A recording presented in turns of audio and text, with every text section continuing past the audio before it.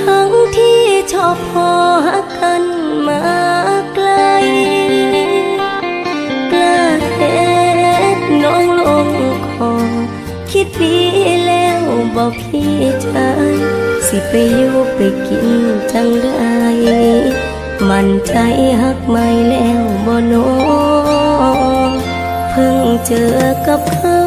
บ่โดนผ่านได้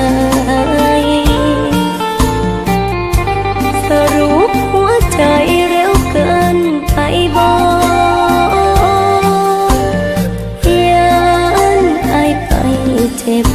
เสียดายหักที่รวมคอน้องเลยอยากสิขอให้อายทบทวนดูใหม่หากเขาซาจักหน่อยได้บ่อายตาหากเขาหักอายหลายกว่าค่อยตัดสินใจถามใจอีกทีหากเขาอีหลีหรือแค่เผลอไปหากเขาที่ก้าวมาไกลยังเหลือข้างใจอ้ายบ่สิไปกับเขาน้องก็บ่ว่าถึงแม่น้ำตาน้องไหลมาคลอขอแค่แน่ใจว่าเขาหักอ้ายเพียงพอเบิ่งอีกจักหน่อยได้บ่ค่อยขอเลิกกัน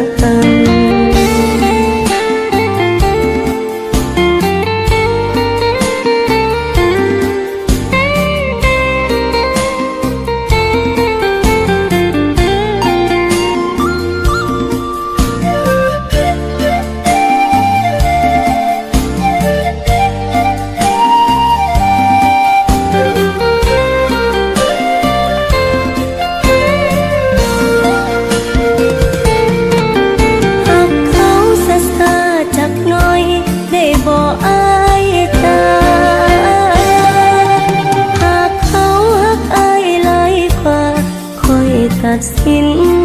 ใจถามใจอีกทีหากเขาอีหลีหรือแค่เผลอไปหากเขาที่ก้าวมาไกลยังเหลือข้างใจอ้ายบ่สิไปกับเขาน้องก็บ่ว่า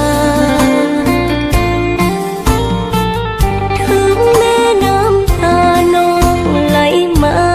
คลอขอแค่แน่ใจว่าเขาหักอ้ายเพียงพอเบิ่งอีกจักหน่อยได้บ่